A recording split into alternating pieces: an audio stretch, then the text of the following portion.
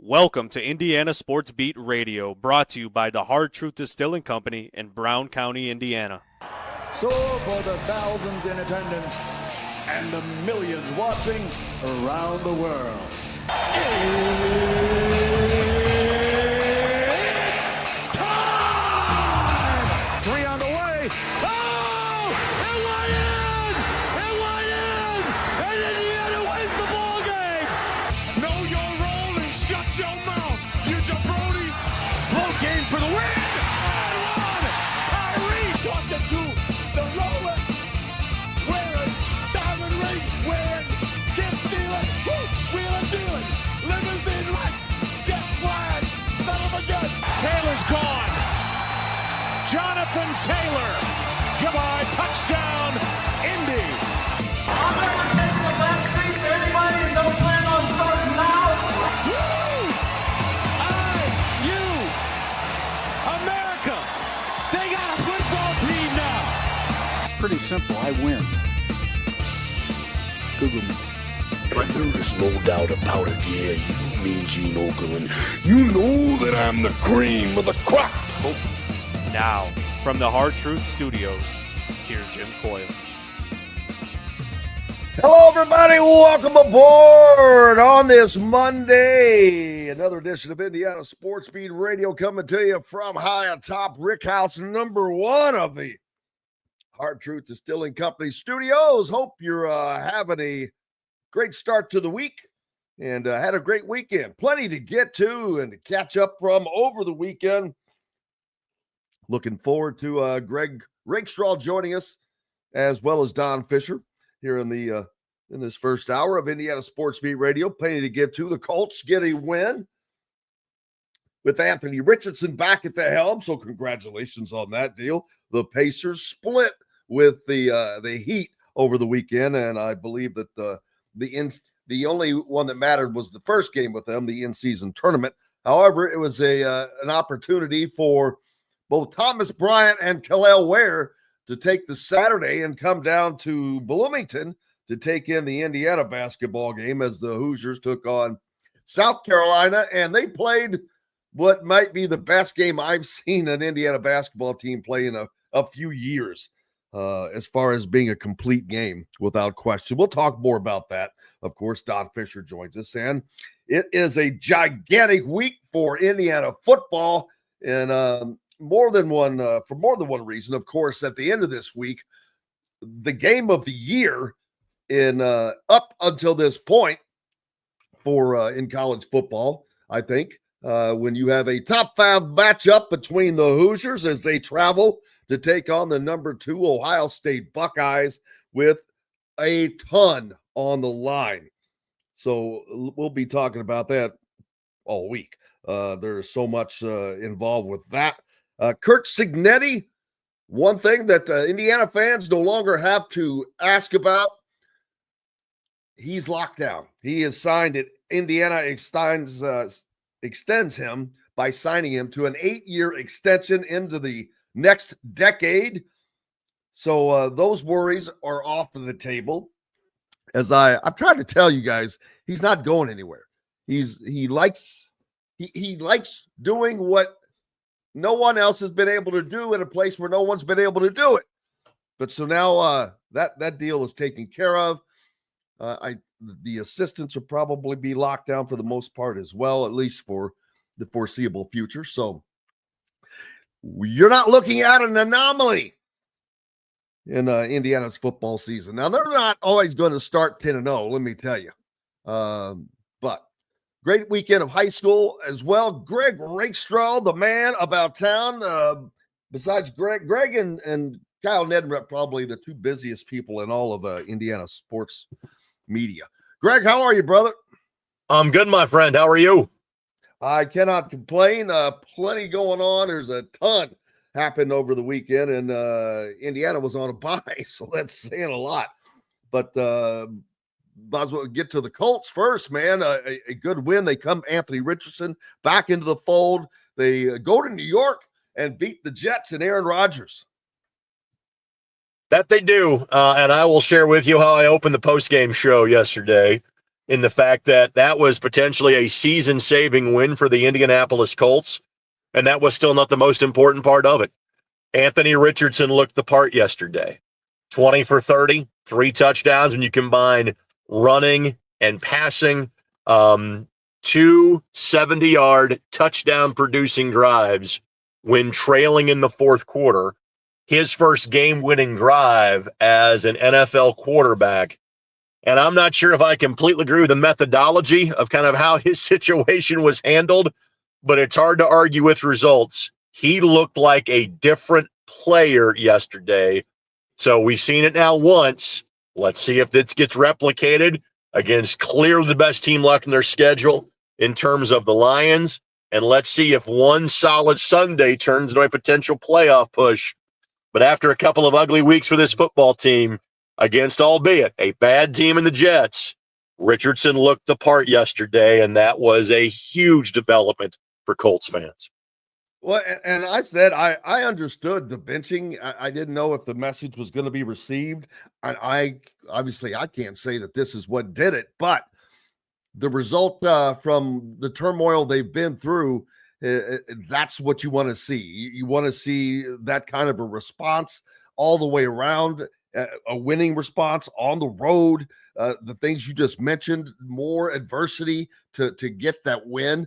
So to get a win like that coming off of the adversity that they gave themselves and to go through the adversity you get within a professional football game, that's great news for Colts fans. Correct. And again, I had no issue with Flacco being inserted. And again, the reason that was given in terms of Flacco being inserted 2 weeks ago was that they felt that Joe gave him the best chance to win. And I was okay with that. But what was the worst case scenario was having 2 weeks where your quarterback was not playing at a potential playoff level, and then Richardson was getting no experience. The other part that I probably had a problem with would be I felt the way that it was handled on Wednesday in the press conference basically emasculated your, future star quarterback. I think that could have been kind of kept private and handled differently. Let's face it, this is an audience. I don't have to explain one of Bob Knight's great quotes about the motivational powers of the bench with rear end connected to bench. I think most people know the reference that I'm getting there. I think you can send that message without, again, embarrassing, a kid publicly. Were there things behind the scenes that Anthony clearly wasn't getting? Yes. And again, we saw that change yesterday. Now, one game does not make a month. One game does not make a season. But there is, you look at that and go, hey, a couple of the light bulbs turned on. Now let's see if they stay on. So again, the back and forth nature in terms of who's starting as the quarterback, it's not good, but I'm okay with it. But again, whatever I think of it means nothing if it leads to a good result.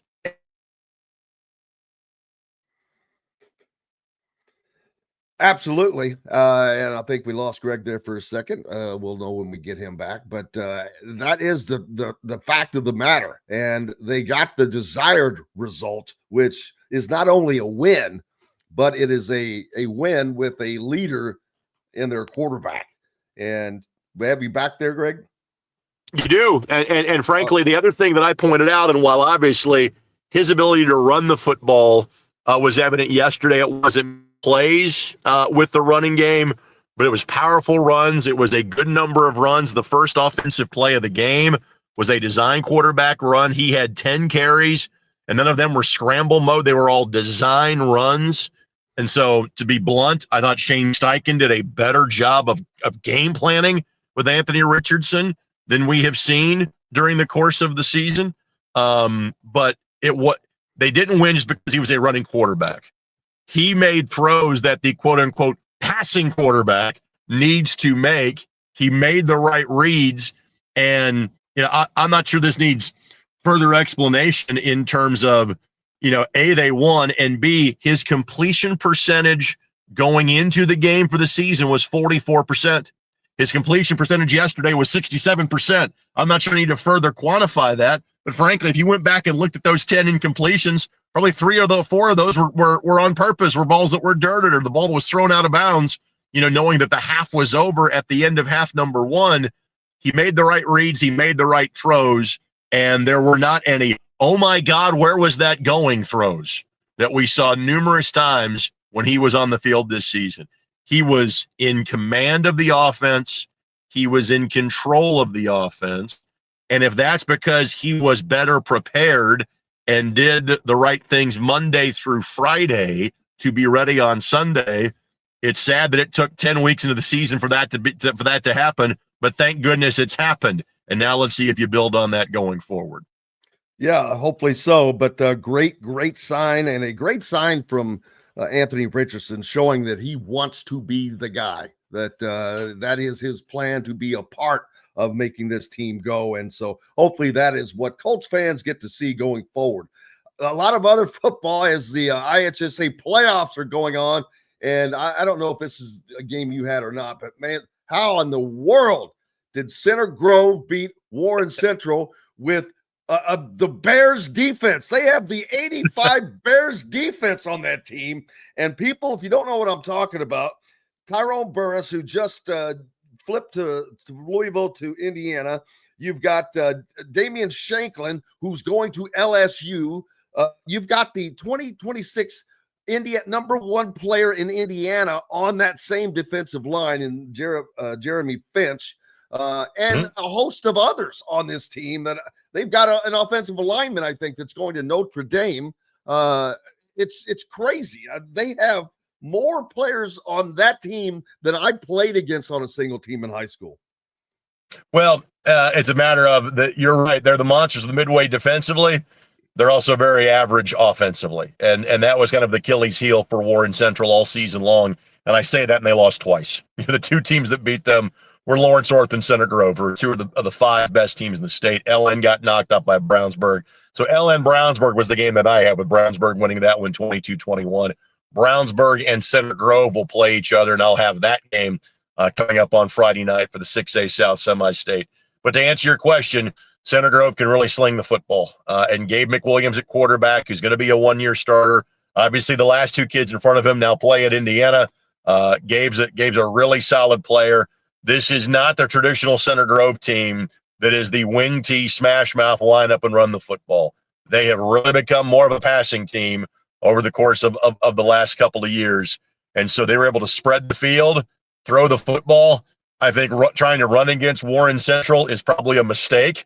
And frankly, Center Grove was one of the teams that could say, you know what, let's not bother running the football. Let's just throw it. And that was good enough. Again, getting 23 points against that Warren Central team is like getting 43 against most everybody else. Job well done by Eric Moore and company. Yeah, Center Grove becoming quarterback all of a sudden in the state of Indiana, with Taven Jackson and Tyler Cherry on the roster at Indiana alone. Yep. So, and is their current quarterback, is he getting D1 offers? I think he's a back end D1 kid. I think maybe more of an FCS level kid would be my guess. Again, because this is the one sport where you can maybe get some quarterback looks in 7-on-7, but it is so much what you do with your high school tape, and he's been sitting.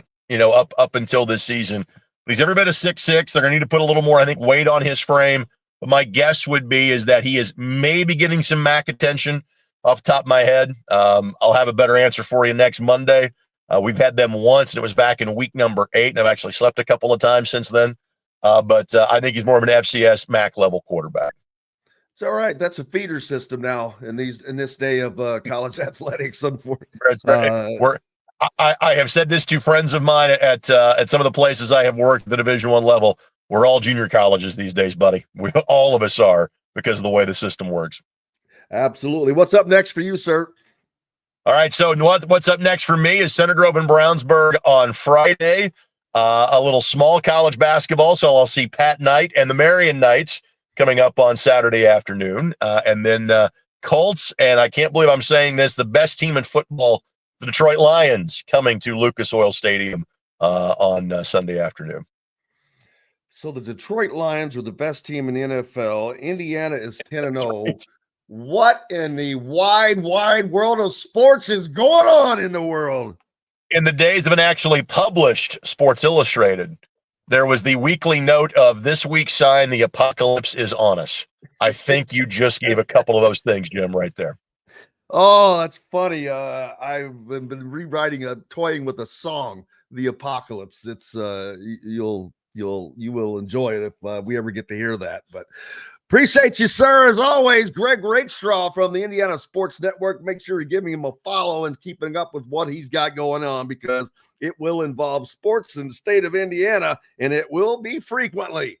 Thank you, sir. We appreciate you. All right, buddy. Talk soon. Absolutely. Greg Rakestraw joining us here on Indiana Sports Beat Radio. Up next, the Fish, Don Fischer, the voice of the Hoosiers, joins us right after this break from the Hard Truth Distilling Company studios. At Ben Davis Chevrolet and Ben Davis Ford in Auburn, we're your one-stop shop for all of your automotive needs. We have the area's best selection of over 300 vehicles, including new cars, trucks, vans, and SUVs. Plus a huge selection of pre-owned vehicles in stock. And if we don't have what you're looking for, we'll find it for you. We also have top-of-the-line service and parts, plus a collision repair center, and we're competitively priced on everything. For sales, service, collision, parts, and more, we do it all. Come see us today or visit us online at BenDavisChevrolet.com and BenDavisFord.com.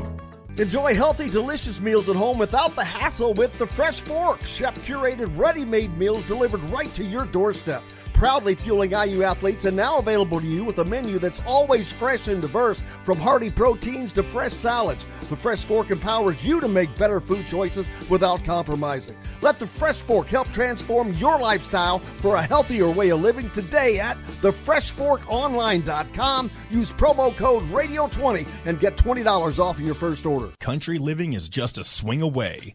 It can be hard to find the exact home that fits your family's needs, so there couldn't be a better time to build a new home with Property Shore Construction. Now building exclusively south of Bloomington within the Stonecrest Golf community. Choose from one of the gorgeous Stonecrest Signature Series house plans. We have several lots available with scenic views of the golf course. Contact Amy Rhoda with Revesco Real Estate for additional information. 812-583-0919 or go to mystonecrestliving.com. Ugly Grouper, located on beautiful Anna Morale in Florida, is the place to be, and not just because they have unforgettable meals, including locally sourced seafood.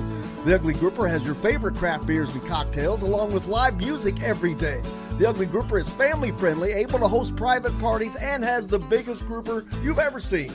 The Ugly Grouper is the place to be on Anna Marie Island, Florida. Tell them Indiana Sports Beat sent you. Go to theuglygrouper.com for more information.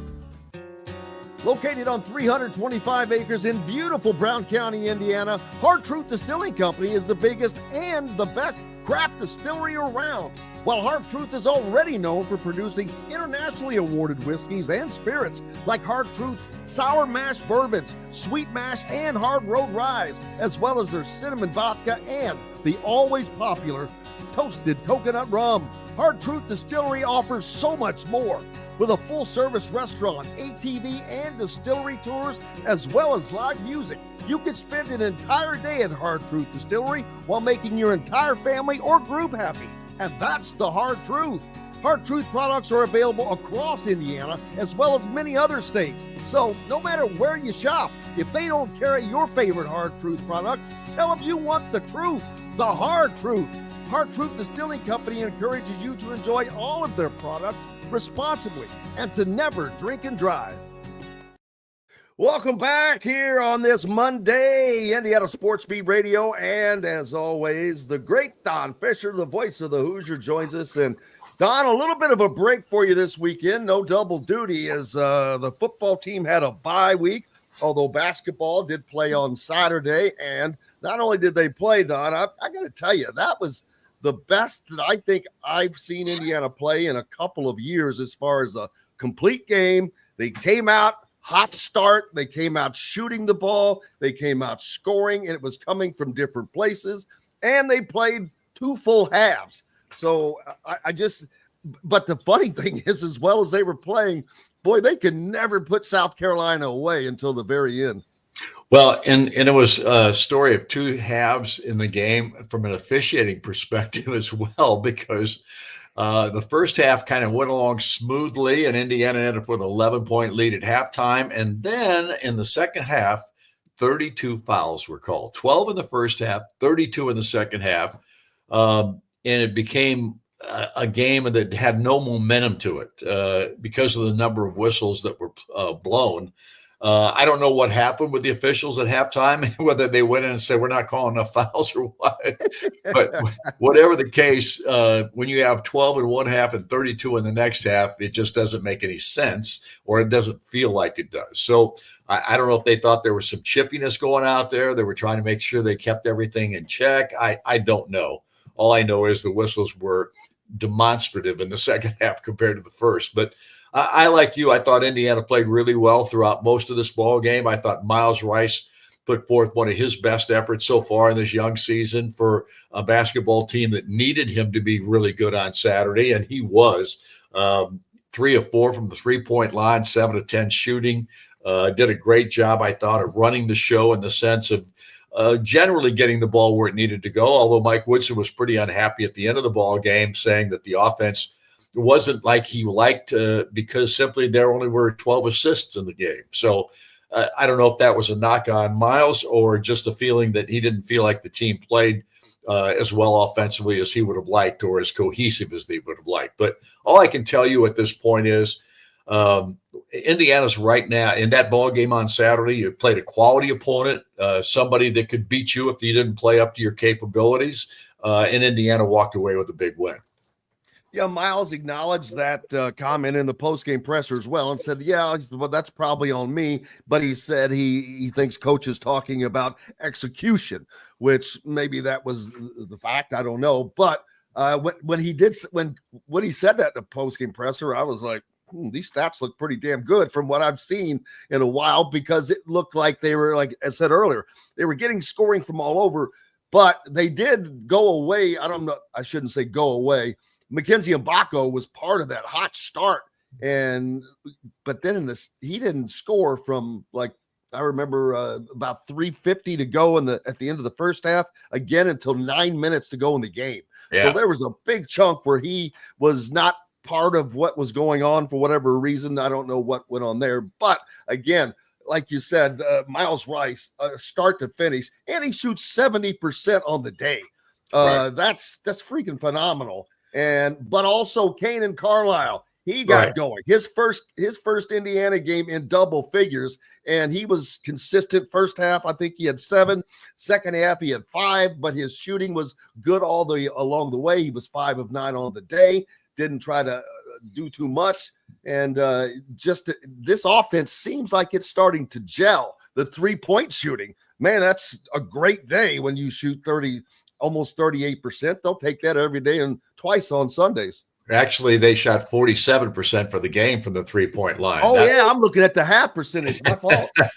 8 of 17 for the ball game. South Carolina hit 8 threes as well, but they shot 29 of them in the game. So, and Don, more importantly, they hit 7 in the first half, but only allowed 1 in the second half. Right, and that's one of the big things about this team. Last year, they gave up 3-pointers way too often in almost every ball game. That was one of the real problems for the defense last year.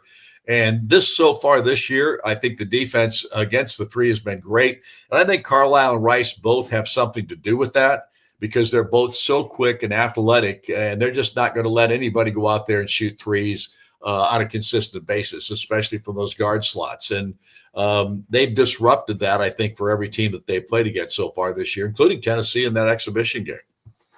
Yeah, and Trey Galloway, I think he is in the absolute perfect role for this team as a 6th man, because when he comes in, he brings another wave of electricity. I don't want to say electricity, but he's ready to go when he comes in, and it's like you're bringing in a second starter. He was one of 5 players that hit double figures in that game, and he doesn't, as coming off of the bench. If you can get a guy that goes into double figures coming off the bench and has been as good with the assist as he has, that is another huge bonus for that team.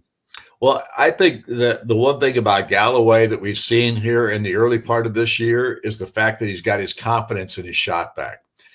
He was 6 of 6 at the free throw line. Yep. He knocked down the only 3 that he shot. I think, and he can be so valuable as a guy coming off the bench. And I'm looking at him as a 6th man starter. He is a starter. I don't even look at him as a bench guy, but that's the role he's playing right now, and he plays it to perfection. I mean, because when he comes in there, look at the first 2 games of the season: 9 assists in the first one, 8 in the second one. He only had 2 in this ball game, but he did everything else well. So I'm just looking at Galloway as a 6th starter on this basketball team, simply because he is that valuable, and you want to have at least 6 guys you could start at any point in time, maybe 7. And he can play the wing, he can play the 2, he can play the 3, and he guards everybody. Yeah, and Luke Goody, he was 0 for 3 from behind the 3, but he's a guy that his shots are going to fall. If his shots fell that day, this would not have been quite the game it wasn't close, but it was weird. This game never felt in doubt, but it never felt secured. Right. At the same time, it was odd to me. I'm like, man, they're playing so well. They're shooting the ball. They're defending, but they cannot put this team away. It's weird. Well, part of that was the fouls. I mean, think about it. I mean, the fouls that were called this game, and again, you only had 12 in the first half. You had 32 in the second half. There's no way to get momentum in a ball game. I don't care who you are. If that many fouls are called in 20 minutes of play, just no way. Nope. No, I agree. And and it's weird usually officiating is kind of consistent throughout the game. It doesn't have this boom halftime switch. So that was odd to see, but Indiana able to withstand that by shooting 84% from the free throw line. So another thing we haven't seen from an Indiana team in a few years. They're very good at the free throw line. Well, if they continue that, we're all going to be excited. But Oumar Ballo is the one that I love talking about at the free throw line this year, because he is shooting left-handed free throws.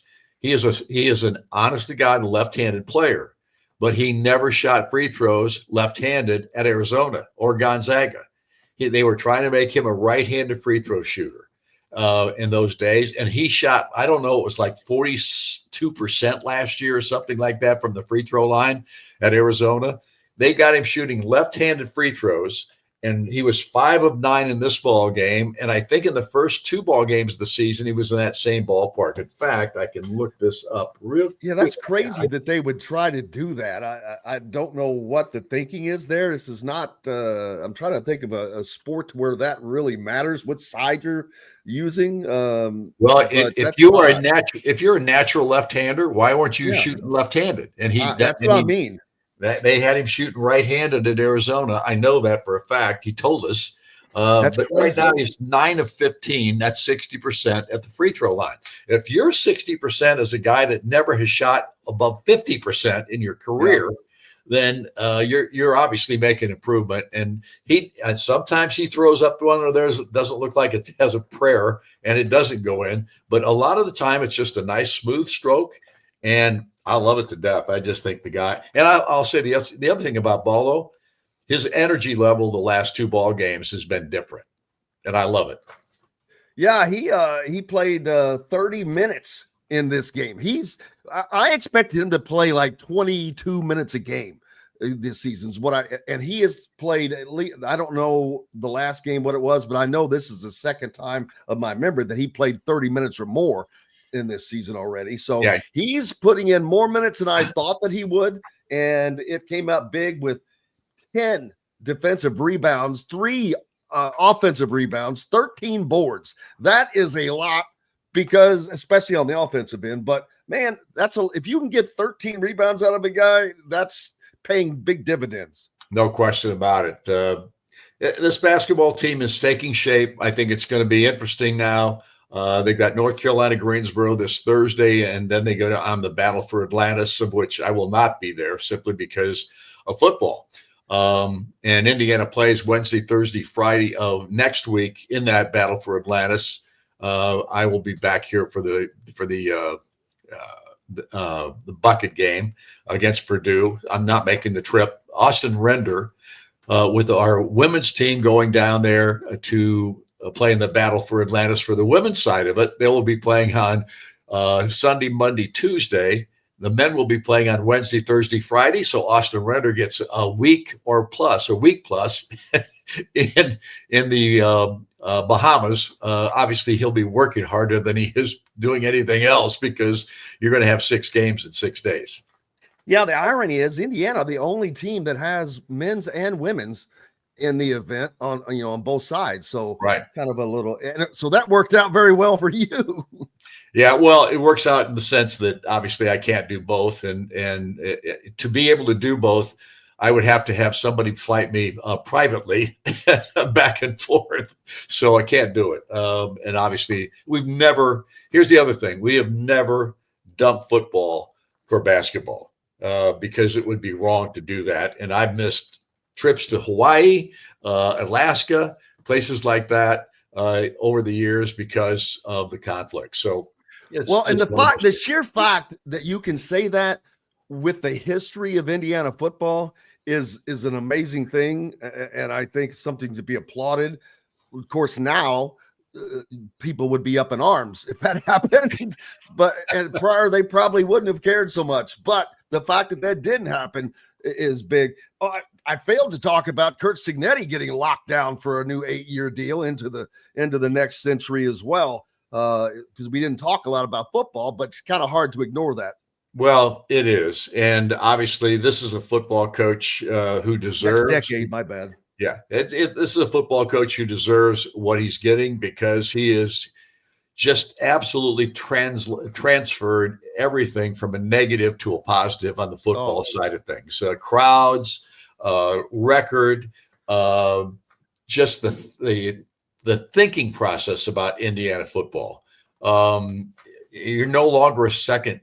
You're no longer maybe a third or a fourth in the program as far as winning football is concerned, and how you're thought of from the standpoint of the program. Indiana football is something special right now. It's taken the country by storm. They're the Cinderella story of college athletics right now, and there's no question Curt Cignetti deserves every bit of the credit for it because he has just done a remarkable job here at Indiana. Well, and it gives fans were just all the time I'm like, just relax. I go, you're in the middle of the first season. I said, and they're actually in the middle of the season. Just relax, people. But it's good to see that that is done. So none of that, fans don't have to worry. And I didn't think he was going anywhere. Don, I've always said that, you know what? He's doing what no one has been able to do at a place where it's not been possible to be done. And I think that what I have learned about Curt he loves that more than anything. Going to Florida or Auburn or someplace like that, people have won there. You're supposed to win there. He's doing it where it's never been done, and he's doing it on a crazy level. He is. There's no question. It's the most fun I think that Indiana fans have ever had up to this point, other than the Rose Bowl in '67. Absolutely. Don Fischer, what's up next with the coaches shows? I know that the live football shows have ended at Hoosier Hanks, but basketball has begun. Yeah, we've got a show tonight, Inside IU Basketball with Mike Woodson. That's our next show, and I don't have my calendar in front of me. That's here. all right. But at least next week, I'll be able to tell you what I can give you a schedule if you'd like. I could do that. Actually, I have one that you gave me in my backpack that I got to go pull out. So, but tonight is you can find Inside Indiana Basketball with Don as well. Don, cannot thank you enough as always, sir. Thanks for having me. Appreciate it, Jim. See you. You bet. There's the voice of the Indiana Hoosiers, Don Fischer, joining us. And as he said, tonight out at Hoosier Hanks, Inside Indiana men's basketball. Well, Inside Indiana basketball, I can't remember because they're doing them differently this year. They're not going to be together much of the time. It's either going to be Mike Woodson, which would be most of the time, or Terry Morin some of the time. But tonight is with Mike Woodson out at Hoosier Hanks East on 1285 South College Mall Road there in Bloomington. We've got lots more coming up here on Indiana Sports Beat Radio. We talked about the Colts. IU football remained number 5 in the latest AP poll as that came out yesterday. Of course, number 1, Oregon barely got by Wisconsin. Woo! Upset. It was looking like it was going to be an 11-1 finish at the top of the Big Ten, but Oregon gets by their test there in Madison. So it just makes you wonder. It tells me Indiana can compete with any of these teams. I just didn't have a good pulse on Oregon yet. Or Ohio State might be the best team in the Big Ten. Indiana might be the best team in the Big Ten. I don't think it's Penn State. I think that their defense is very good. Their offense is like when we were talking about Warren Central a little bit ago. Their offense is so-so. So, and now Wisconsin pushes Oregon to the limits. It's going to be huge. We'll be talking about this Saturday's game at Indiana travels to Ohio State. Plenty this week. And Curt Cignetti signs the 8-year extension that was announced Saturday morning. Byron Baldwin recommits. We'll talk about that as well as the other weekend happenings that went on, some game results and games that may have effect on the college football playoffs. Dustin Dpoirak will join us later. We'll be back with more on Indiana Sports Beat Radio from the Hard Truth Distilling Studios right after this break. Located on 325 acres in beautiful Brown County, Indiana, Hard Truth Distilling Company is the biggest and the best craft distillery around. While Hard Truth is already known for producing internationally awarded whiskeys and spirits like Hard Truth's sour mash bourbons, sweet mash, and hard road ryes, as well as their cinnamon vodka and the always popular toasted coconut rum. Hard Truth Distillery offers so much more. With a full-service restaurant, ATV, and distillery tours, as well as live music, you can spend an entire day at Hard Truth Distillery while making your entire family or group happy. And that's the Hard Truth. Hard Truth products are available across Indiana, as well as many other states. So no matter where you shop, if they don't carry your favorite Hard Truth product, tell them you want the truth, the Hard Truth. Hard Truth Distilling Company encourages you to enjoy all of their products responsibly and to never drink and drive. When it comes to apparel and promotions, Freethink has you covered, literally, whether it's 24 or 200 shirts for sports leagues, businesses, or groups. Freethink Apparel and Promotions can also create your very own merchandising store. Freethink Apparel and Promotions did it for Indiana Sports Beat Radio, and they can do it for you.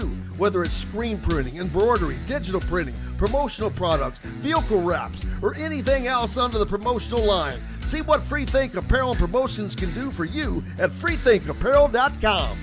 Know a team or group needing a fundraiser? Boost Fundraising raises more money faster and offers the most unique and user-friendly online fundraiser in the nation. Your team receives personalized fundraising pages for each team member. Free team-branded promo gifts shipped to each donor. Boost Fundraising does it all. Sports teams, marching bands, charity causes, and community groups. Go to boostfundraising.com and be sure to enter the promo code COYLE, that's COYLE, to receive a discounted fundraiser. If you're looking for a home in the Indianapolis area, you need Cheryl Sizemore from RE/MAX Advanced Realty. Cheryl Sizemore has over 2 decades of experience, and that could be the difference in getting the home you want in today's tough housing market. Reach out to Cheryl Sizemore from RE/MAX Realty at cheryl@indyhomepros.com or 317-701-0838. 317-701-0838. Let Cheryl Sizemore help you find the home you want today. At Ben Davis Chevrolet and Ben Davis Ford in Auburn, we're your one-stop shop for all of your automotive needs. We have the area's best selection of over 300 vehicles, including new cars, trucks, vans, and SUVs. Plus a huge selection of pre-owned vehicles in stock. And if we don't have what you're looking for, we'll find it for you. We also have top-of-the-line service and parts, plus a collision repair center, and we're competitively priced on everything. For sales, service, collision, parts, and more, we do it all. Come see us today or visit us online at bendavischevrolet.com and bendavisford.com.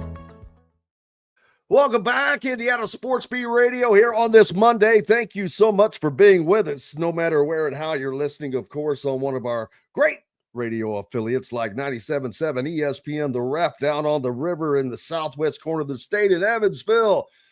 It's always the right call. and the voice of the region, 1230 AM, 104.7 FM, WJOB. And over in Fort Wayne, on Fort Wayne's only sports station, 1380 The Fan. Keep it tuned right here. Just lock it in to these stations for continued sports content as soon as Indiana Sports Beat is over. But we've got plenty coming up as well. Plenty to talk about. The Pacers, they split wins with Miami, the Heat, but that allowed Kel'el Ware and Thomas Bryant to come down to Indiana's game on Saturday afternoon, which and I think they brought, I don't know how much of the Heat came with them, but there were a few players there. So always cool to be able to see that happening for fans, especially. First time I'd seen Thomas Bryant back in quite some time. So that was a good thing to see as well for the Hoosiers and Hoosier fans. But yeah, that game Indiana played as well as I've seen them play in quite some time.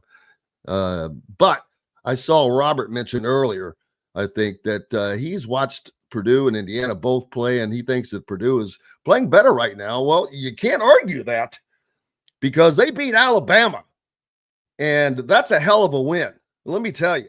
So I have already, that has changed my perception of what Purdue can be like. And I know that we all kind of giggled when Travis, and he'll be joining us again soon, Travis Miller said that Trey Kaufman-Wren was going to be the guy to take over for Zach Edey. Well, he is doing that, and it's in a much different way. And that actually frees up Purdue's offense. It gives it a different dimension because Trey Kaufman-Wren scores in different ways and does some different things. So watch out beware the Boilers. Let me tell you, they're not a joke. They are going to be a team to be reckoned with, and they are one of the favorites to be at the top of the conference when it comes to basketball. But in football, the AP poll is out. Oregon remains number 1. Notre Dame up to number 6. But the top 5 remain the same. Other than that, Texas at number 3. Oregon undefeated at 11-0. Then you get down to Indiana, 5th at 10-0. Notre Dame 9-1. Then once you get to 7th, you get to teams that have 2 losses. Alabama is risen back up to 7-2, even though they have a loss to Vanderbilt. Georgia now at 8-2, as they lose over the weekend to whom? Tennessee? Or did they end up?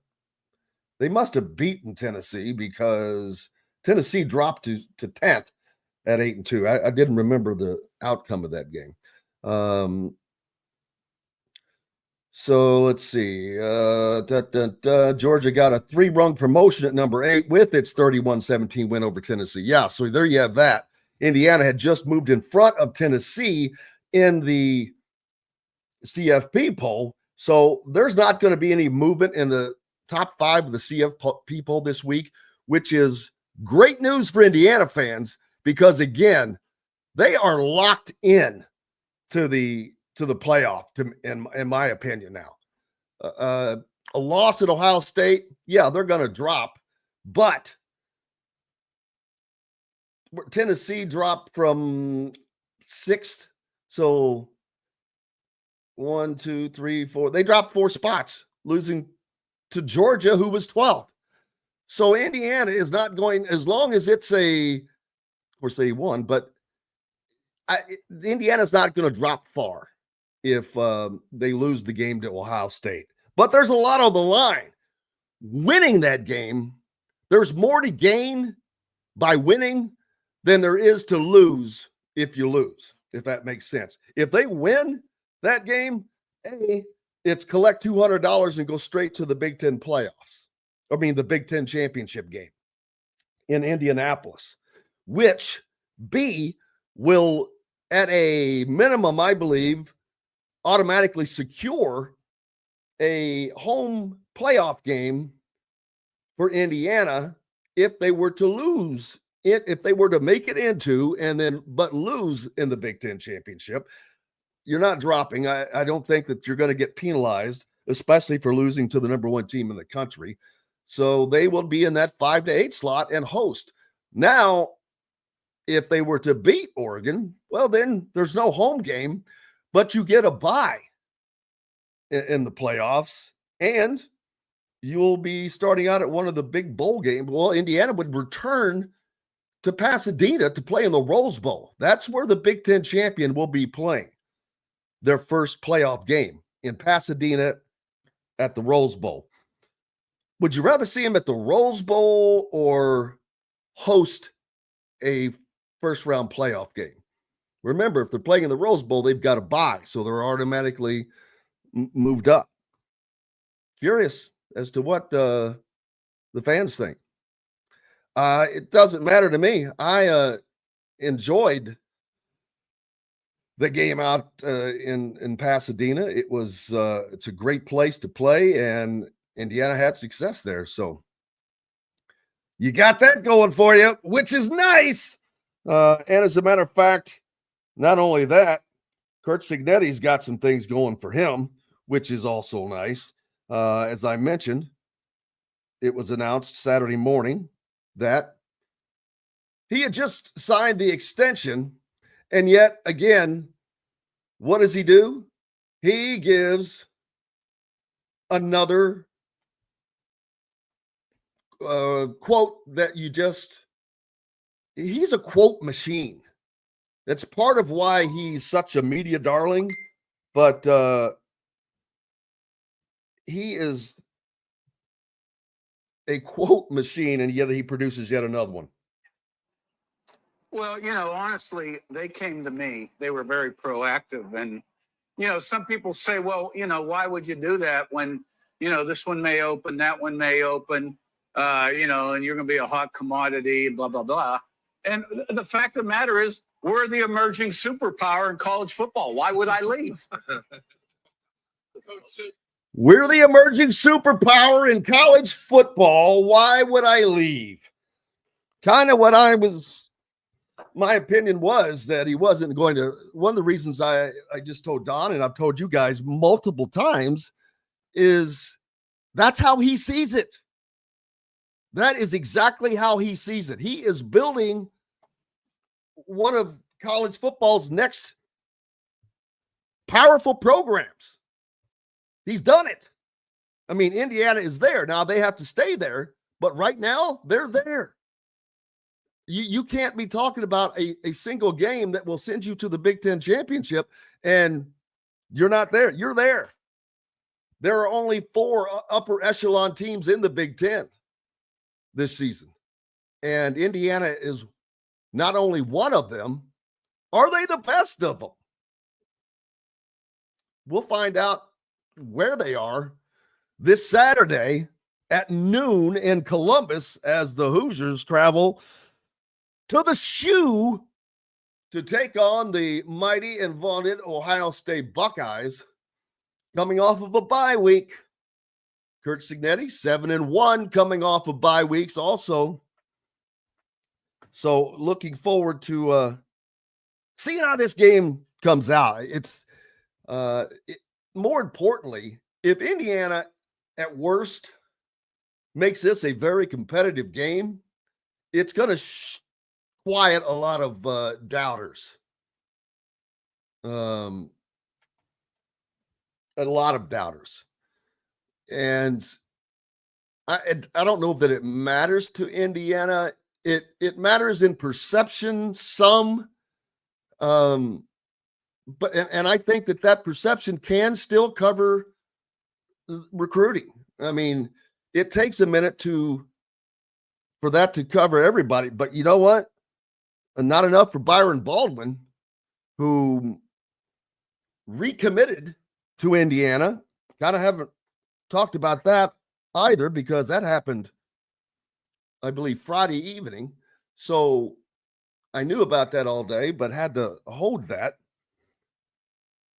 But we had the story out immediately, and thehoosier.com had the story up before anyone of his recommitment to Indiana. And I've got to tell you that I don't recall, whether basketball or football, a player that had decommitted from a school, they always say, but they're still in my consideration. I'm still going to, I've got a great relationship, yada, blah, blah, blah. They never come back. I don't recall that happening. I'm not saying it hasn't. I'm sure it has. I just don't remember it. But I do not recall that happening in either basketball or football, a player decommitting from someone and then recommitting. Because when they decommit, it's like breaking up with a boy or a girl, especially if you kind of are seen or heard going out with another one. Colorado, i.e., being that other. But no, sir. Once he was back in for that Michigan game, I think it was the Michigan game, or I forget what game it was, but I was like, man, this could be the first. I think I may have tweeted that out as well. What do you call messages that are on X now, formerly Twitter? They were tweet. I still call them tweets. I mean, what else you gonna say? I don't know. X's. I send out an X. So, but yeah, that was a first, but it's a great sign. And you add that on top of the fact that you flip Tyrone Burris, who had committed to Louisville. But I kind of saw that one coming and I mentioned that because Louisville just got to him first and early before Cignetti and crew really got here. And I knew that if he was coming to Indiana games, I'm like, I don't see that not getting flipped. But my God, the team he plays on, that Jeremy Finch is the 2026 number one player in the state of Indiana, also on that same defensive line. In addition to Damian Shanklin, who is committed to LSU. Whew, holy crap. You talk about some power on a high school team. Man, that was crazy. Someone just mentioned that Juju Lewis going to Colorado. Has that been announced? Because I heard that Georgia was making a run at him again. So, and if Georgia's making a hot run at him, he's from Atlanta. USC not doing well at all, although Lincoln Riley is, the quarterback whisperer. We'll see how that goes. Don't know how that's going to turn out, but we'll certainly find out as that goes on. But yeah, he said, now, where is that your guess that Juju is going to Colorado? I don't know that. We'll see. But, Brian said he saw that Juju decommitted from USC. But yeah, he was just at Georgia. That's where I would be surprised if he doesn't wind up at Georgia. I mean, he's from Atlanta, so he just hasn't picked a team yet. Yeah, Indiana's still in the fight there, but we'll see. Hey, we've got to take a break. Lots more coming up here on Indiana Sports Beat Radio. Looking forward to talking to Dustin Dpoirak as we do each Monday. We'll be back with all of that and more from the Hard Truth Distilling Company studios right after this. Andy Moore Honda is Bloomington's #1 Honda dealer for a reason. Buy a new Honda and get a 3-month break from car payments. That's right, no payments for 90 days. That includes the all-new, all-electric Honda Prologue, and you get it for just 0.9% financing. Or the 2024 Honda Ridgeline Black Edition or the Honda Accord LX, both for just 1.9% financing. Get more to your door from AndyMooreHonda.com, Bloomington's #1 Honda dealer and your best place for new and used vehicles. Hoosier Hanks East, located on College Ball Road in front of Kroger in Bloomington, is everything you could want. Great food like their custom pizzas, wings, wraps, unbeatable daily drink specials, live music on Fridays, and Hoosier Hanks East is home to Inside Indiana Football and Inside Indiana Basketball coaches shows hosted by Don Fischer. Be on the lookout for Hoosier Hanks ticket giveaways to Indiana and Colts games on social media. Stop by and meet Hoosier Hank at Hoosier Hanks East on College Ball Road in Bloomington. Hungry for something a little different? Well, head to the Rusty Gator Fork and Ale in Bedford, where oceanic flavors meet southern charm with a Cajun flair, like their loaded voodoo fries, gator bites, or jambalaya, and so much more. The Rusty Gator also has live music each Friday and Saturday night with some of the best local and regional artists around. Visit the Rusty Gator Fork and Ale in Bedford and get your Cajun on. If you're looking for a home in the Indianapolis area, you need Cheryl Sizemore from RE/MAX Advanced Realty. Cheryl Sizemore has over 2 decades of experience, and that could be the difference in getting the home you want in today's tough housing market. Reach out to Cheryl Sizemore from RE/MAX Realty at Cheryl@IndyHomePros.com or 317-701-0838. 317-701-0838. Let Cheryl Sizemore help you find the home you want today. Located on 325 acres in beautiful Brown County, Indiana, Hard Truth Distilling Company is the biggest and the best craft distillery around. While Hard Truth is already known for producing internationally awarded whiskeys and spirits like Hard Truth's sour mash bourbons, sweet mash, and hard road ryes, as well as their cinnamon vodka and the always popular toasted coconut rum. Hard Truth Distillery offers so much more. With a full-service restaurant, ATV, and distillery tours, as well as live music, you can spend an entire day at Hard Truth Distillery while making your entire family or group happy. And that's the Hard Truth. Hard Truth products are available across Indiana as well as many other states. So no matter where you shop, if they don't carry your favorite Hard Truth product, tell them you want the truth, the Hard Truth. Hard Truth Distilling Company encourages you to enjoy all of their products responsibly and to never drink and drive.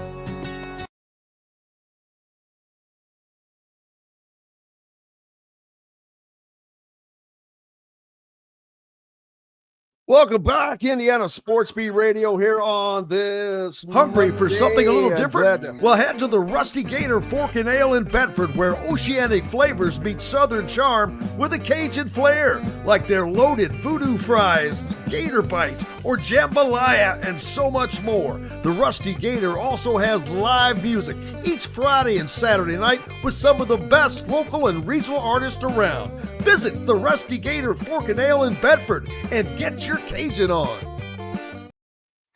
Welcome back, Indiana Sports Beat Radio, coming to you from the Hard Truth Distilling Company studios on this Monday. Dustin Dpoirak will join us in a bit. Looking forward to getting with him as always to talk about a little bit of everything that went on over the weekend, and including the Pacers as they split a 2-game set with the Miami Heat. And speak of the devil, there he is, the man. Dustin, I'm just talking about the Pacers splitting. They split a pair with the Heat, and unfortunately, the one they lost was the only one that counted for the in-season tournament. Is that right? Yeah, that's correct. So yeah, is it how many? What's the rotation on that? So they have. What's that? One loss. You're not one loss and you're out, are you? No, it's group play. It's group play. So basically they are they're in Group B with Milwaukee, Detroit, Toronto, and Miami. And so basically, they have basically a round robin. And it's like from the time it started, which was this past Tuesday. So every Tuesday and Friday are going to be cup games until, they finish up group play. So they obviously have a chance to get back in it. It's kind of a wide open group too. I think Milwaukee lost their first game too, if I'm not mistaken. So they're in, it's going to be a wild one. I think Detroit might be 2-0. Like Detroit might be the team in the best position. So if they can go out and beat them, they have a chance to take it back. But, obviously it was horrendous loss. It was, they lost 124 to 110, which by their standards isn't that bad of a defeat, but it was just ugly. I mean, they just were just horrendously disconnected. Rick Carlisle pulled the entire starting five at one point just because they just weren't playing hard enough.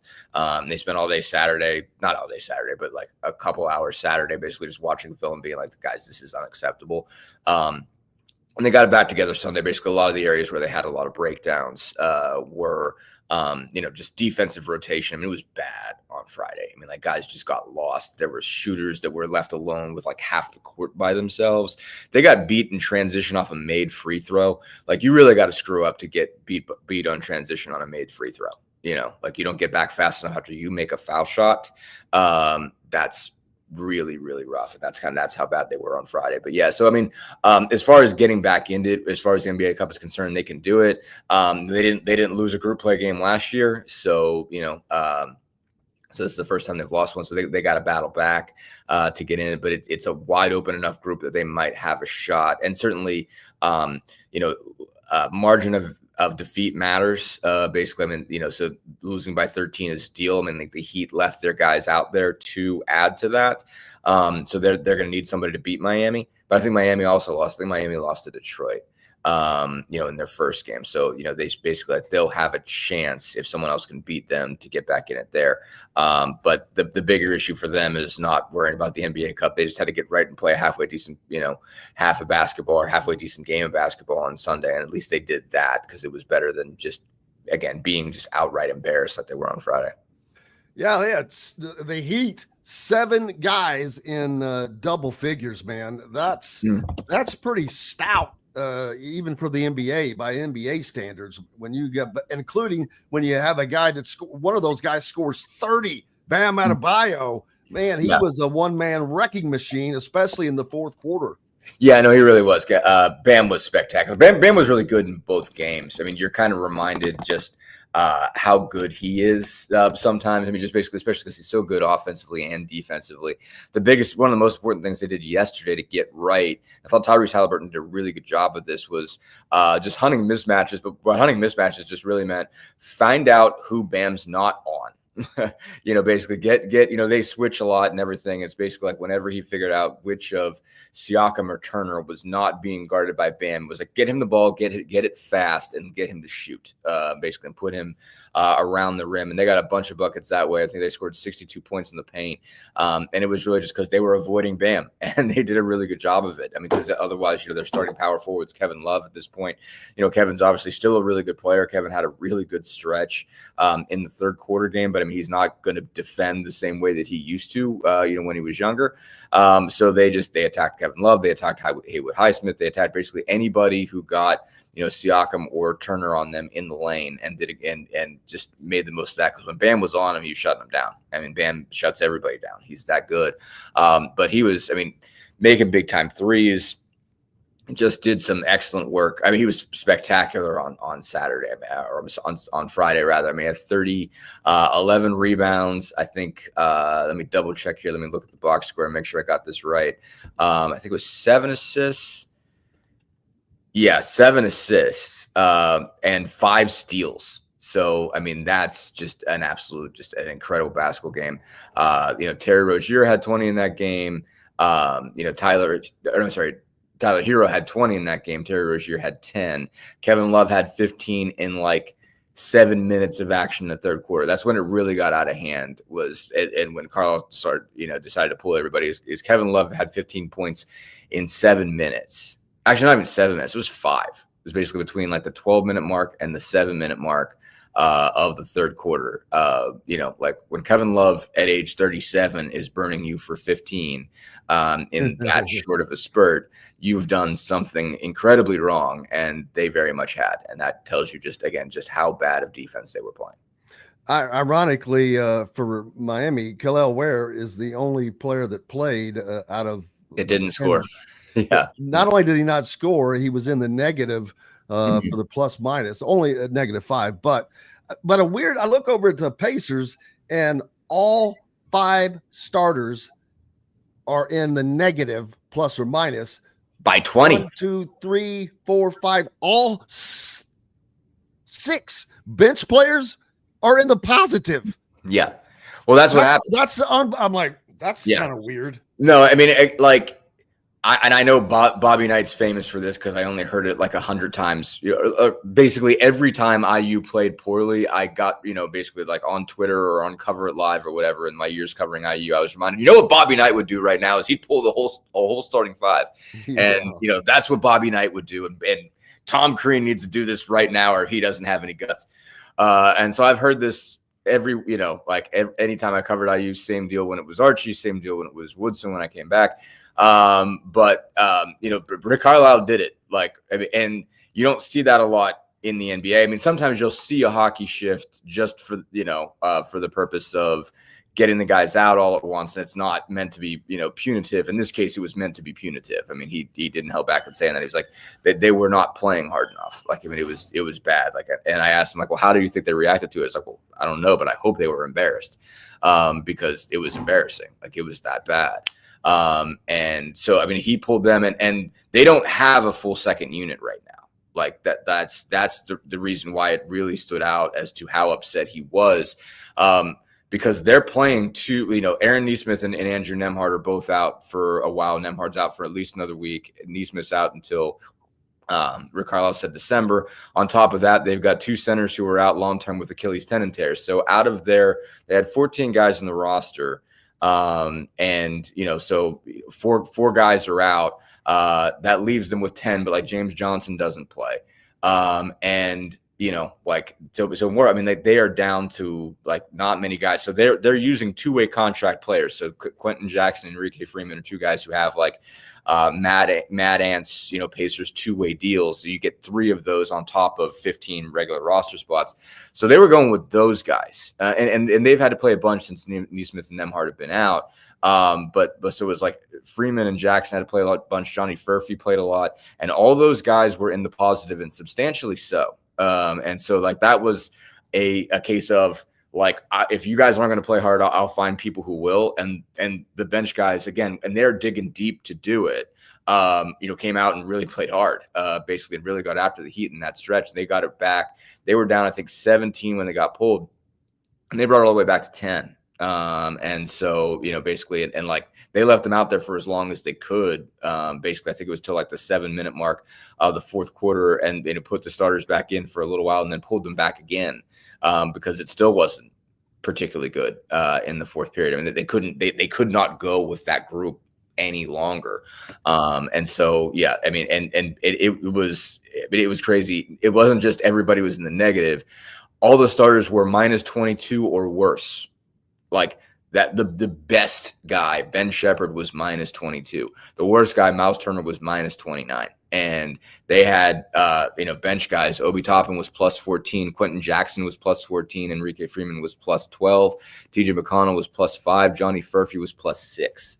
So I mean, again, that just tells you, we're talking a drastic difference between starters and reserves. And obviously you're not winning any basketball games if your two-way guys are. That doesn't mean you're necessarily outplaying them, but I mean, you're that much better off having two-way contract guys who have been in the league for 3 years and played 15 NBA games than Miles Turner's 10-year vet. And so, flip of that, they turned it around completely yesterday. Miles Turner had 34. Turner even came out and said, basically, man, he's like, I've had a bad attitude a couple of days. I'm really disappointed in myself. I got to take accountability for that. That wasn't good enough. But he came out and had 34 points and 9 rebounds. Pascal Siakam had 23. Benedict Mathurin had a really bad game on Friday. He came out with 21 points, 12 rebounds. Tyrese Halliburton didn't shoot it well at all, was 4 of 13, but had 16 points, 13 assists, no turnovers. Did a really good job of exploiting mismatches, and they were all plus 10. Siakam was, those 4 guys were plus 10 or better. Ben Shepherd got hurt. He strained an oblique and missed the fourth quarter, but he was plus 6. So those guys flipped it around, entirely in the course of 2 days. And, again, that doesn't save them or anything long term, but, basically the message was very much received from Friday to Sunday. Yeah. How about Jaime Jaquez, man? He's become an NBA player. He's a baller. Yeah, no, for sure. Yeah, I mean, they've got, he didn't have a great night. He only had 2 points. He was 1 of 6, and he had I think he had a groin injury or something like that. But no, he's a tough dude. And they are, I mean, like, Miami, they just have such a standard, and it's just like, I mean, they don't have a great collection right now comparatively in terms of teams they've had in recent years. Jimmy Butler's missed the last 3 games. I mean, the Pacers were fortunate to avoid him this weekend, but they just, like, Hawkins is another one of those guys that you just see, man, like, it's a standard, like, it is a tough to meet standard to be able to get on the floor for them. And that's why, Kelly Ware he had a great summer, good preseason, everything like that. I mean, like, he's just, I guess, just not quite ready, but Spoelstra likes what he's getting out of him. But it's just like they just put out a bunch of guys that play really hard. And they are tough to guard. They rebound, I mean, like, the Pacers won the rebounding battle, but, like, it's tough to fight those guys. I mean, they don't have a ton of size, but they just got a lot of dudes that do a lot of the same things. And Hawkins, yeah, like, is really able to use his body on guys, passes it really well for a kind of bigger dude. Like, he's not super tall, but, like, he's built, like, he's a tough guy to move around. He can defend a little bit, rebound a little bit, score, in post ups and shooting other ways. And they got a lot of those dudes. I mean, Nikola Jovic impressed me a little bit. I mean, has he gotten bigger since he was playing for that Betamax team that played against the IU down in the Bahamas when they did that exhibition game, and I think it was Woody's first season. He's a talented kid too, and he looks like an NBA player faster than I thought he would have. He had 14 last night, and so I've been really impressed, just by how quickly he's turned into a guy that can really play. He's still young; he's got to be 20, maybe 21. I doubt it. I have to Google him, but he's not. He's not an old kid, but he has grown up really, really fast. So yeah, no, across the board, just impressed.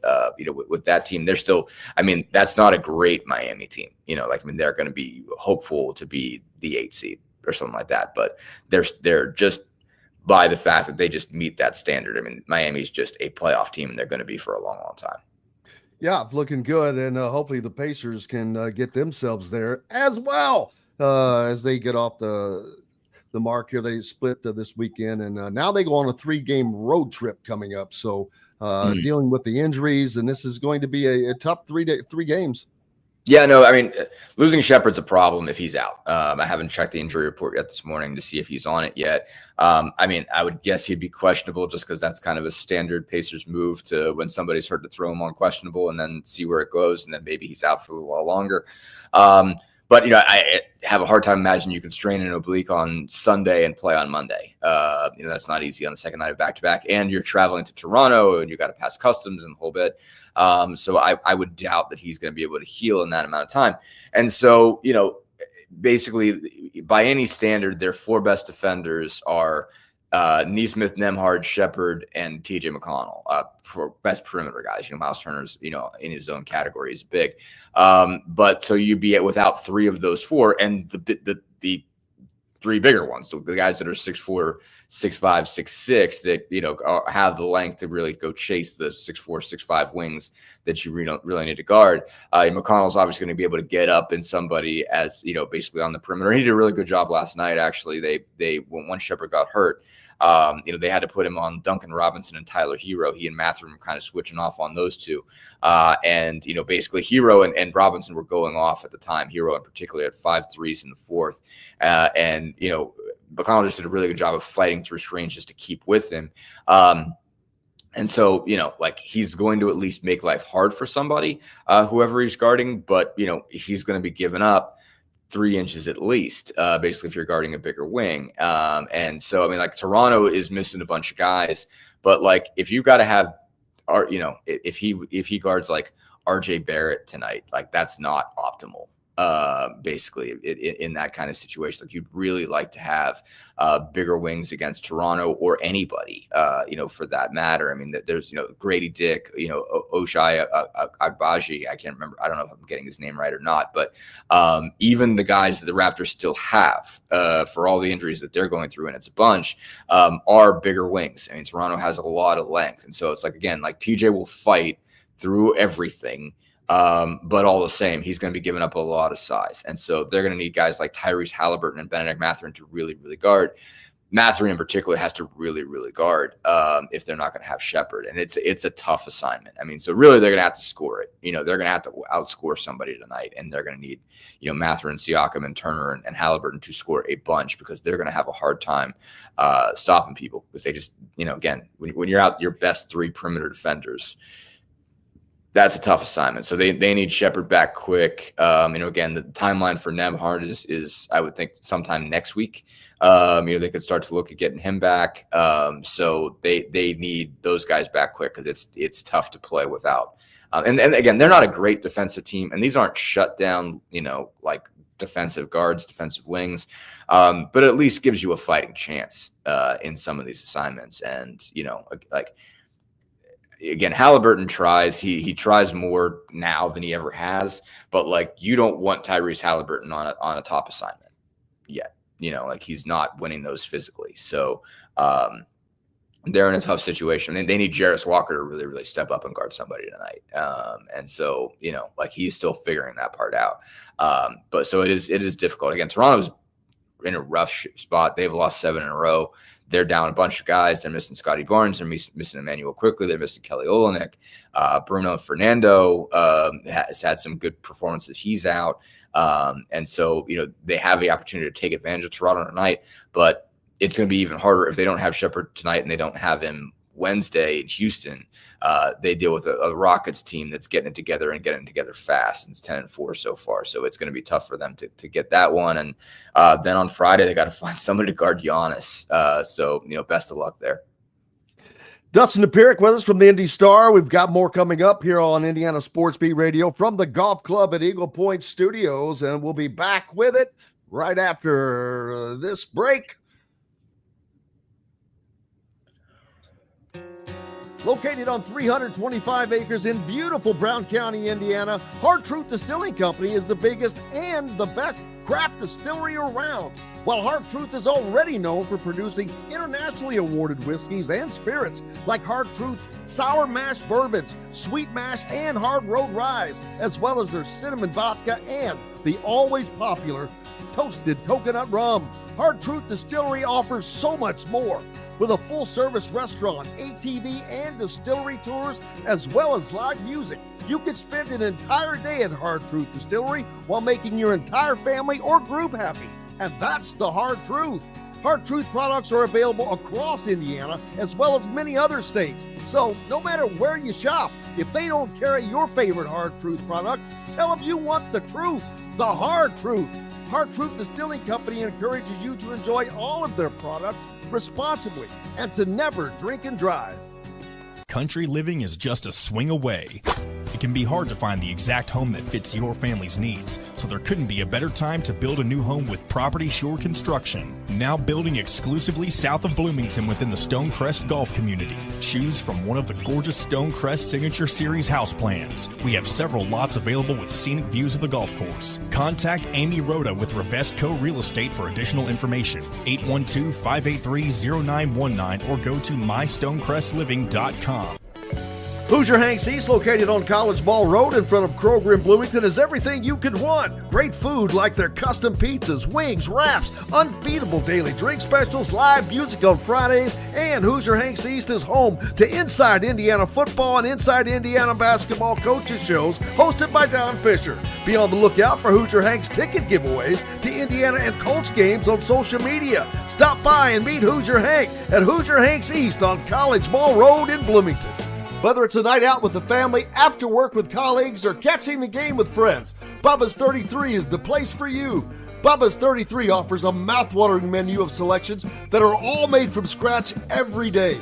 The portions are big, but the prices are small. And with over 50 big screen TVs, you'll never miss the big game. Bubba's 33, pizza, burgers, beer. Ugly Grouper, located on beautiful Anna Marie in Florida, is the place to be, and not just because they have unforgettable meals, including locally sourced seafood. The Ugly Grouper has your favorite craft beers and cocktails, along with live music every day. The Ugly Grouper is family-friendly, able to host private parties, and has the biggest grouper you've ever seen. The Ugly Grouper is the place to be on Anna Marie Island, Florida. Tell them Indiana Sports Beat sent you. Go to theuglygrouper.com for more information. Welcome back, Indiana Sports Beat Radio here on this Monday. Dustin Dpoirak from the Indy Star with us. Make sure you are giving him a follow and be a subscriber. I am. Keep local papers alive.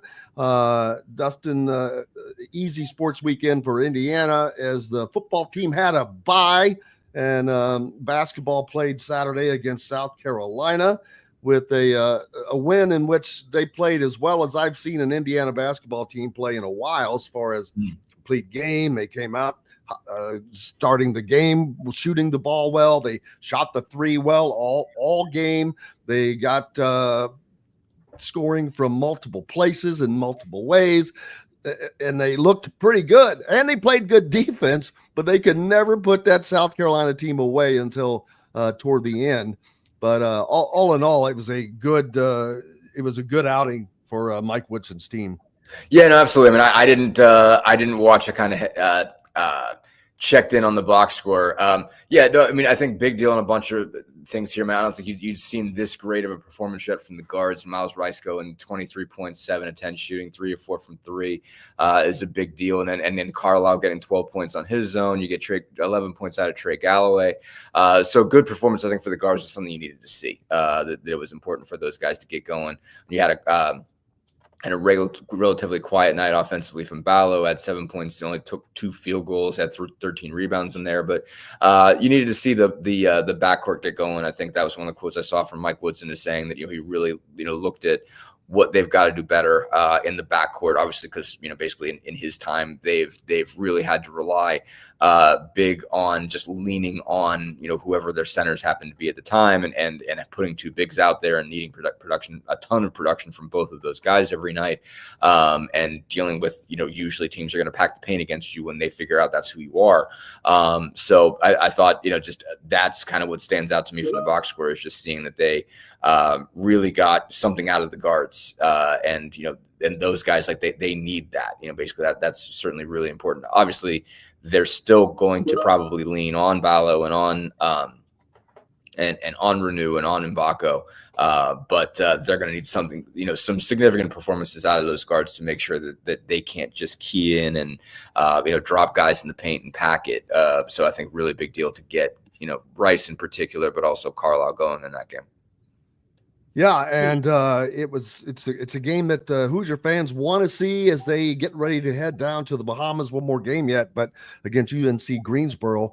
But it was an SC, South Carolina and SEC team, so their first power conference team, and they were up and ready to play.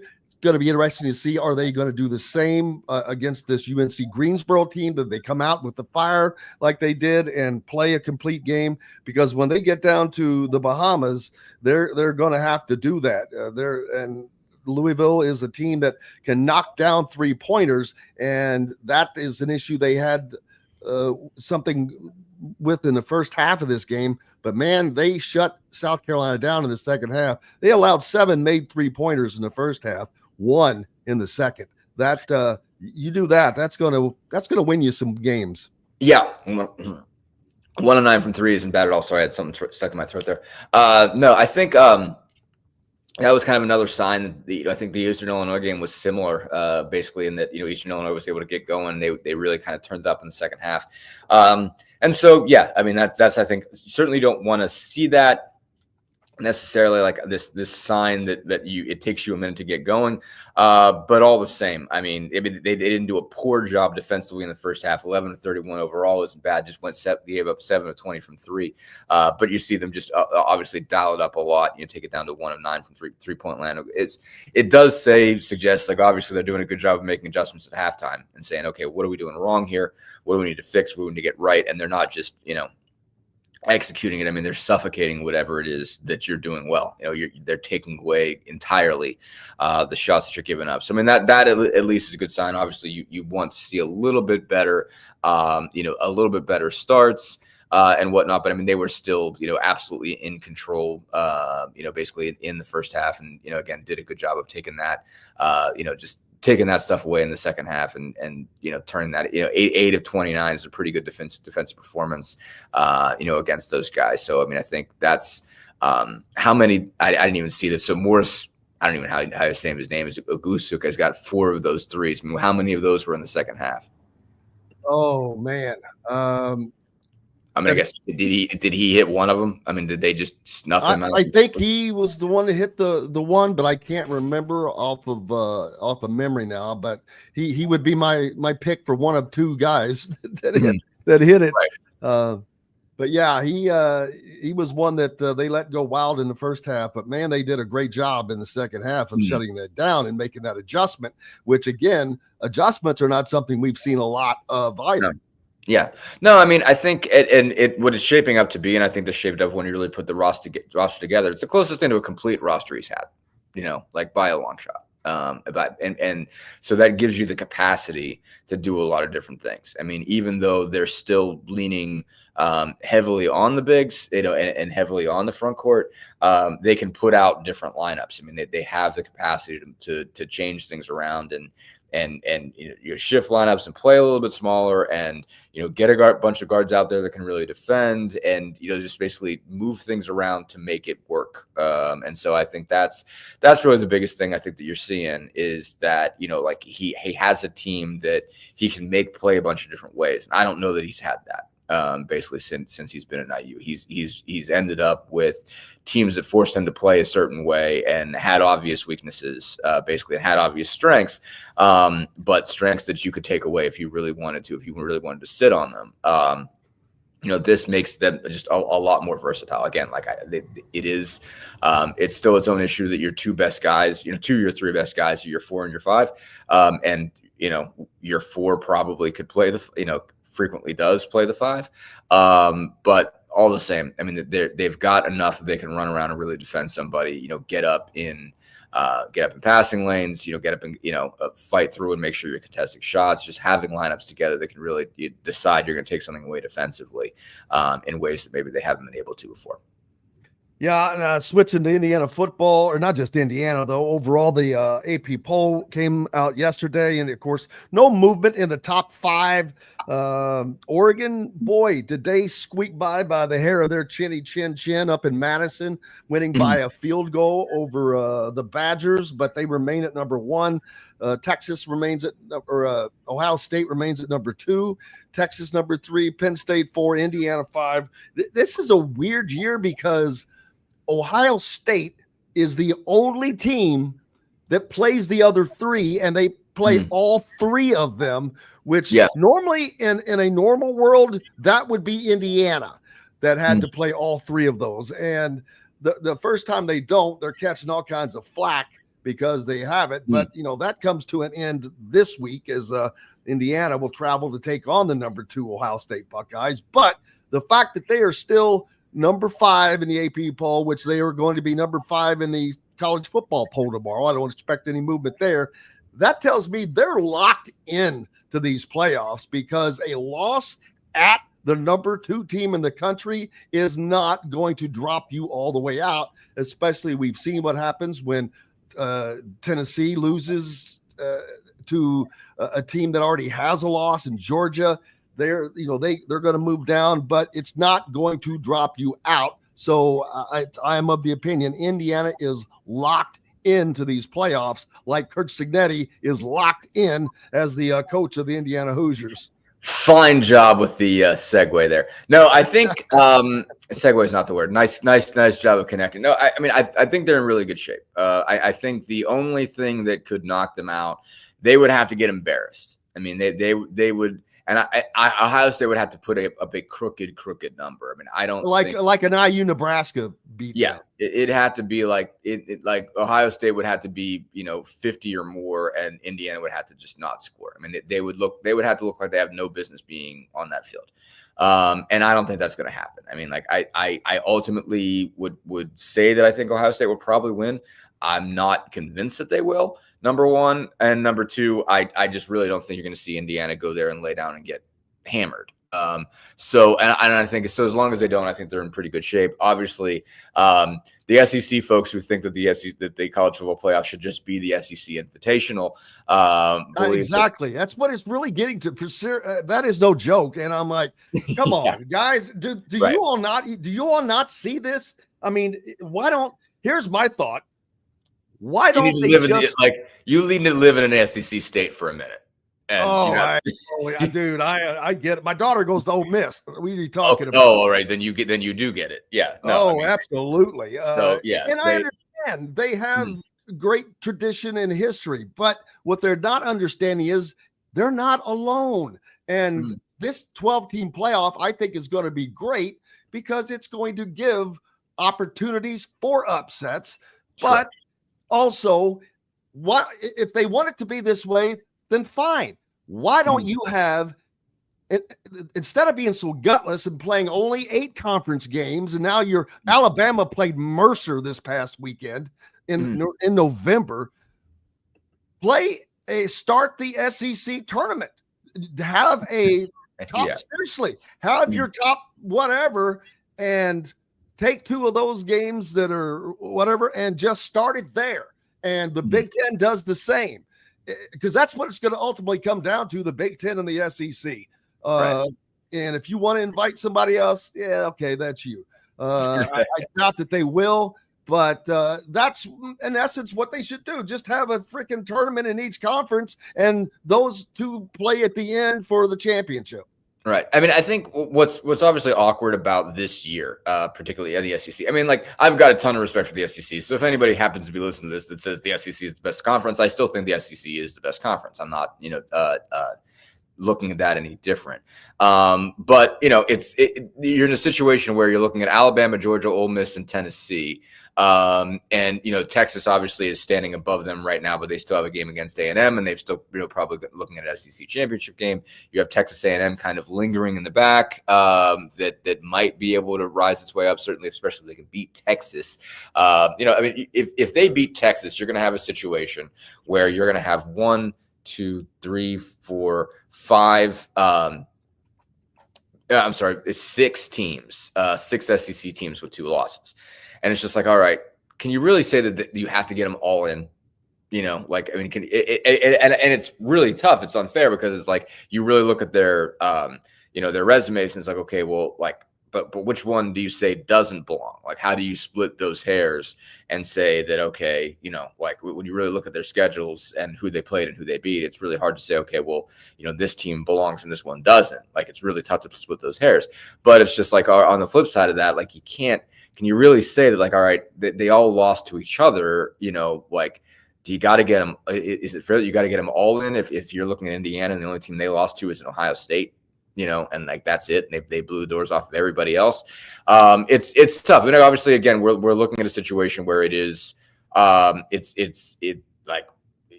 actually strangely as hard, if not harder, now that you've got 12 teams getting in to decide who all gets in because of the way the conferences shake out, the fact that not everybody plays everybody in their league, and even last year, it was way more manageable to do that. You're talking about, again, like the Big Ten East, Indiana, Penn State, and Ohio State would have all played each other.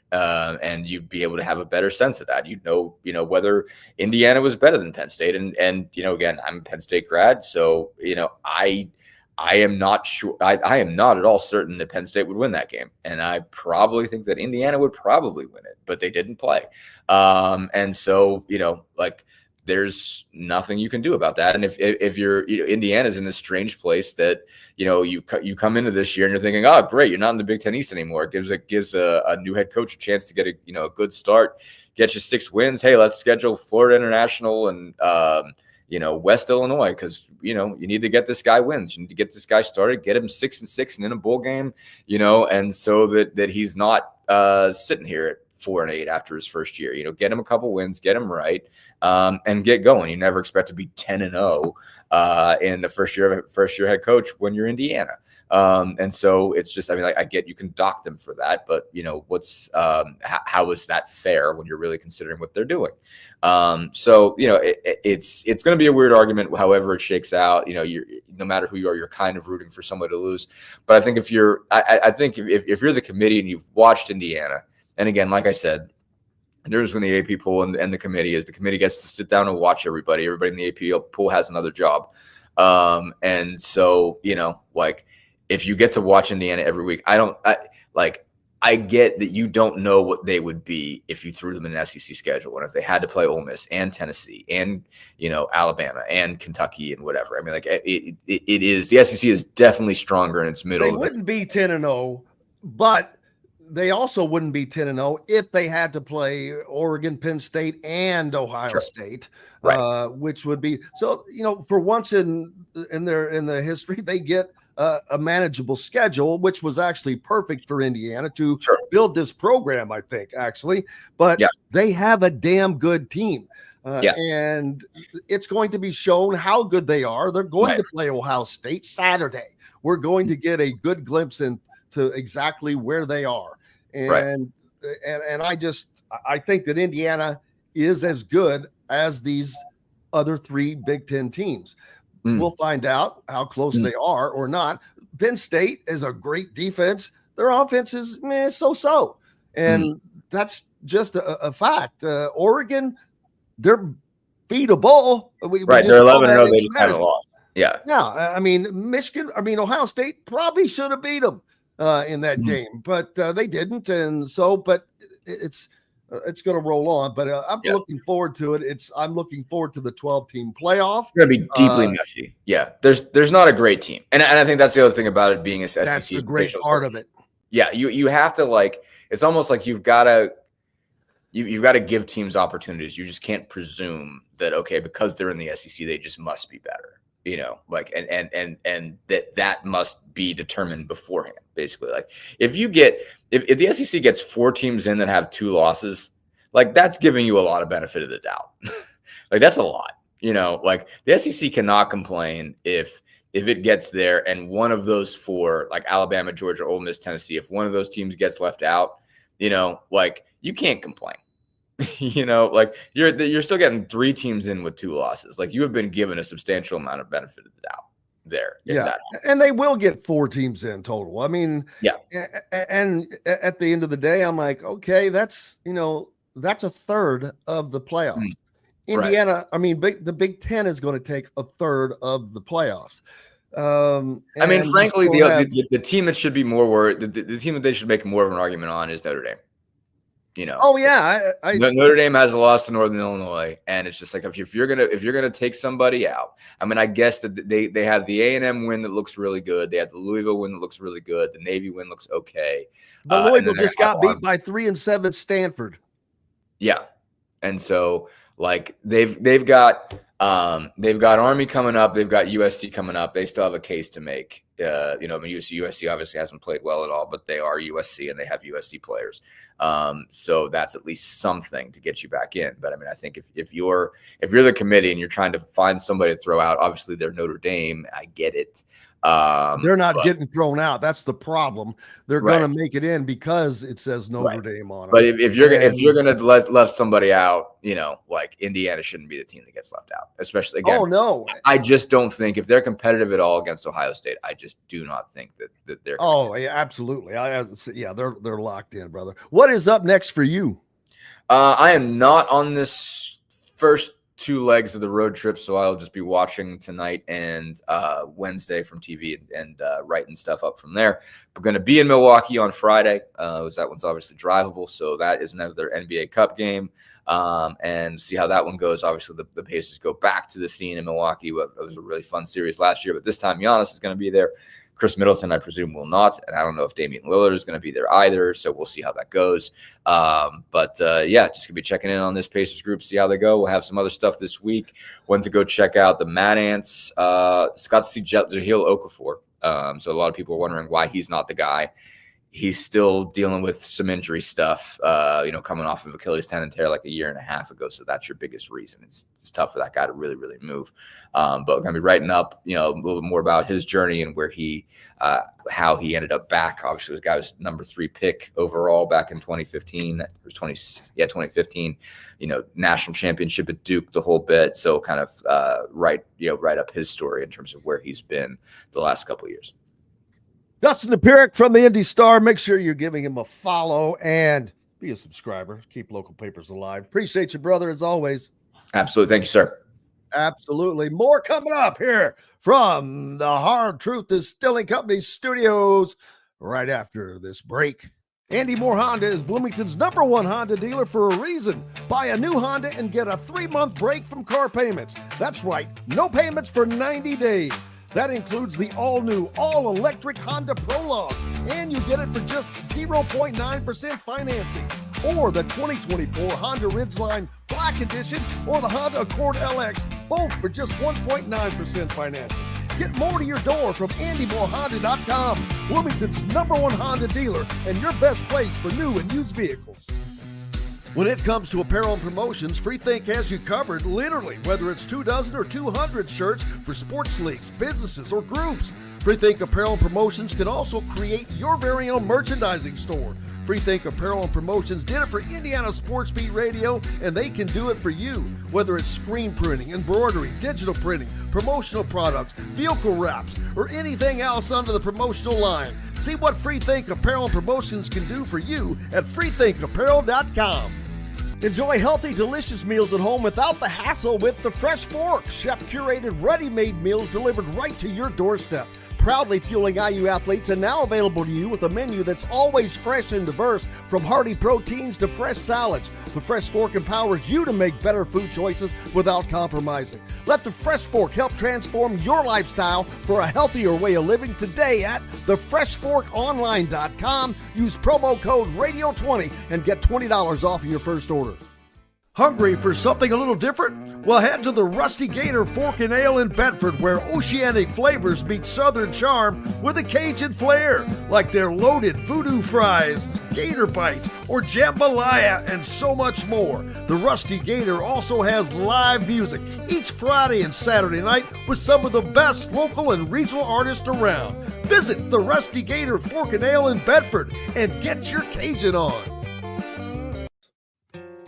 Located on 325 acres in beautiful Brown County, Indiana, Hard Truth Distilling Company is the biggest and the best craft distillery around. While Hard Truth is already known for producing internationally awarded whiskeys and spirits like Hard Truth's sour mash bourbons, sweet mash, and hard road ryes, as well as their cinnamon vodka and the always popular toasted coconut rum. Hard Truth Distillery offers so much more. With a full-service restaurant, ATV, and distillery tours, as well as live music, you can spend an entire day at Hard Truth Distillery while making your entire family or group happy. And that's the Hard Truth. Hard Truth products are available across Indiana, as well as many other states. So no matter where you shop, if they don't carry your favorite Hard Truth product, tell them you want the truth, the Hard Truth. Hard Truth Distilling Company encourages you to enjoy all of their products responsibly and to never drink and drive. Welcome back, Indiana Sports Beat Radio, here on this Monday, getting your week started off right. Glad to have you with us. Appreciate you.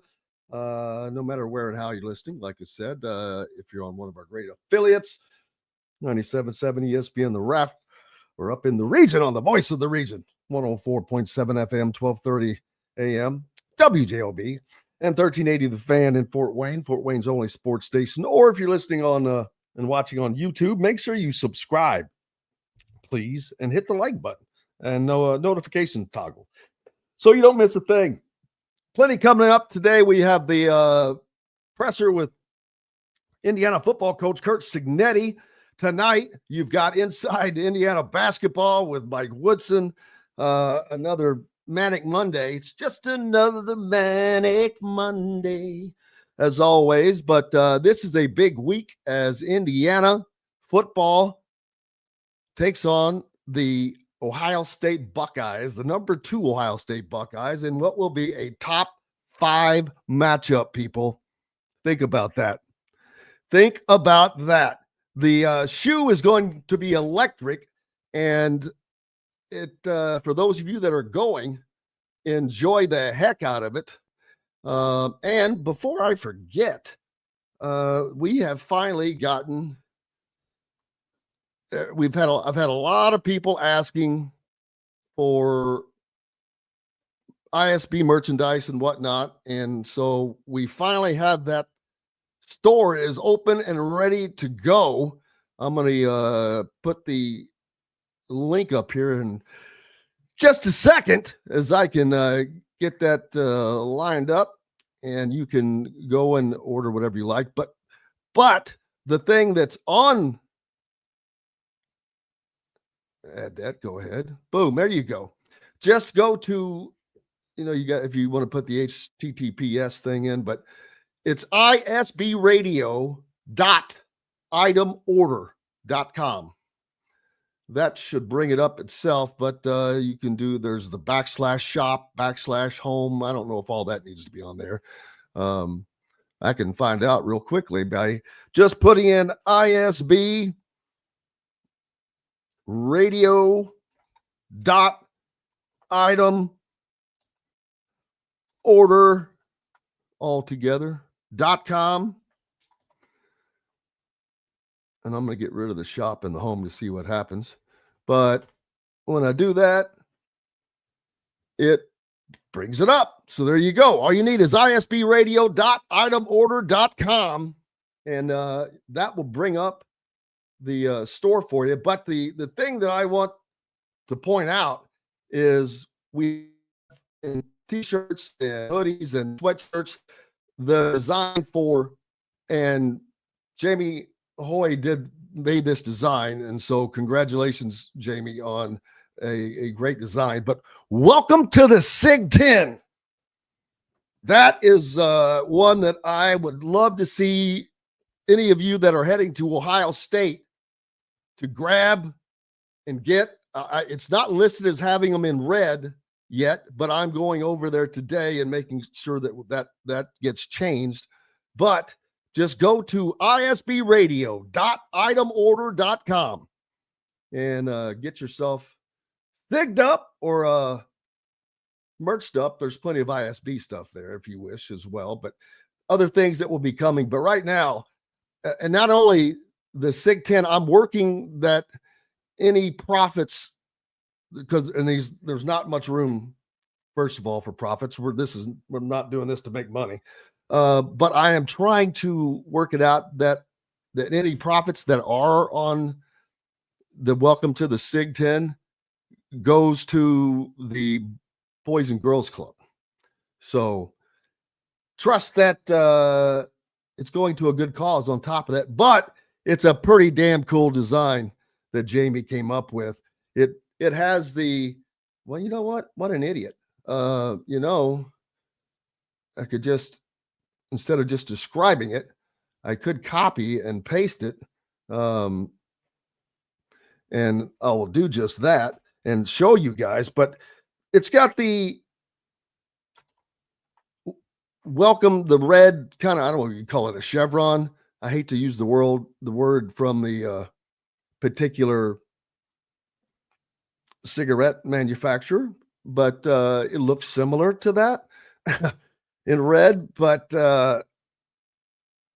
it is also says welcome to inside of that, and then underneath the SIG 10, the C has candy stripes, the 1 has a silhouette of Cignetti with his famous hands on his hips, looking like 42-7 is not enough in the fourth quarter. And then the G, so welcome to the SIG 10. And but it's pretty cool. So check that out as soon as you can. And try to load up, have those at Ohio State. when you head to the Ohio State Stadium, that would be great to see those things loaded at the Ohio State Stadium. And that would be cool. So, and like I said, we're going to make sure the boys and girls clubs benefit from that. And hopefully we can do well, there's no hopefully. We're going to do just that as well. So get yourself a sweatshirt, a t-shirt, a hoodie, whatever the case may be. And I've got this loaded up, and I'm going to try to get this. I don't even know where you put pictures on this thing to do that, but I will try to add that as an overlay. So, we can try it. Why not, right? Here we go. Well, here's the actual look. It looks like on a sweatshirt. I don't know if it's large enough.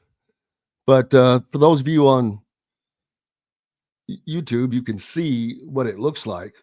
Pretty cool. I mean, congratulations, Jamie. Great job on that. But those will be available in red as well.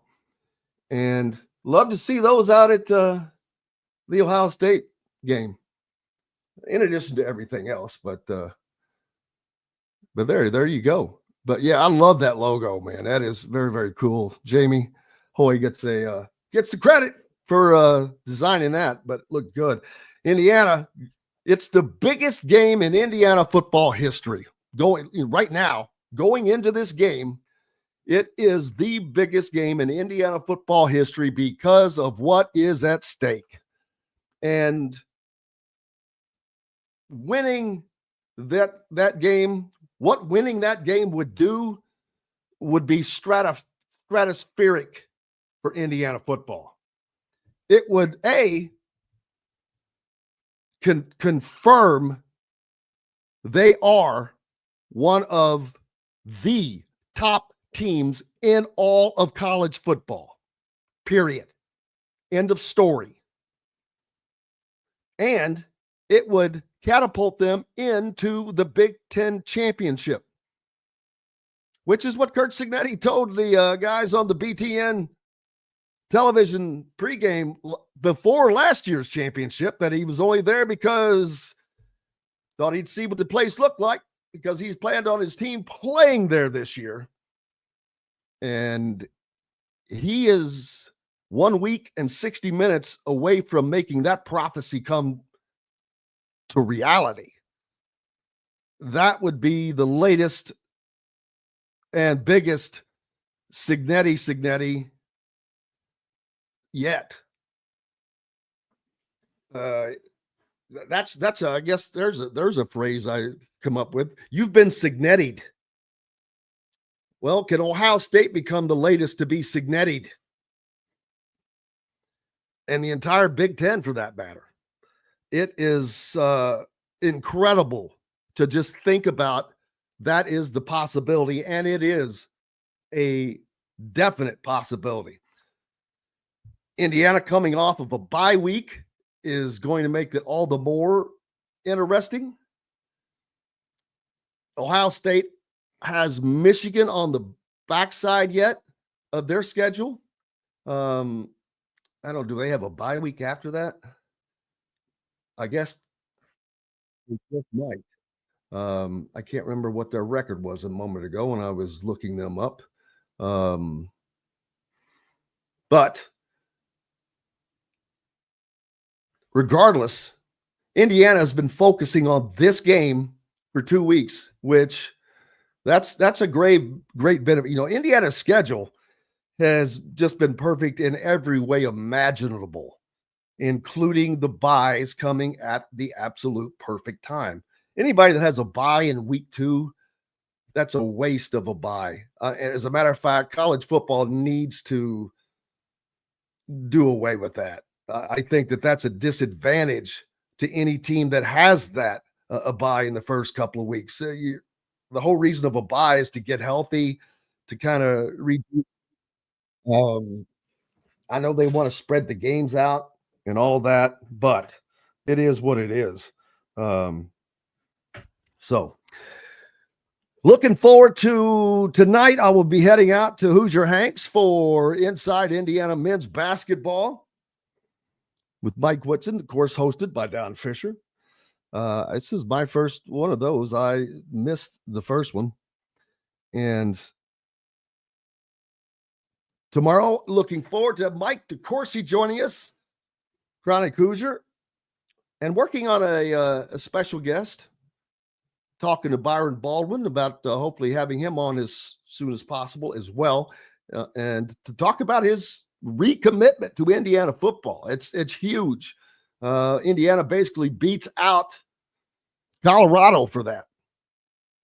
And that's a huge win. That's a huge win for Indiana's defense. And I think that also it carries to other players. But cannot thank everybody enough for joining us today. As always, most importantly, to each and every one of you. That's going to wrap it up. And looking forward to being back tomorrow and doing it again from the Hard Truth Distilling Company studios. Until then, I'm Jim Coyle. I will see you on the radio. Thanks for listening to Indiana Sports Beat Radio. Be sure to subscribe to our YouTube page for more clips and team coverage of Indiana basketball, football, and more. You can also find full episodes and tons of other content on thehoosier.com. We'll see you next time for another edition of Indiana Sports Beat Radio.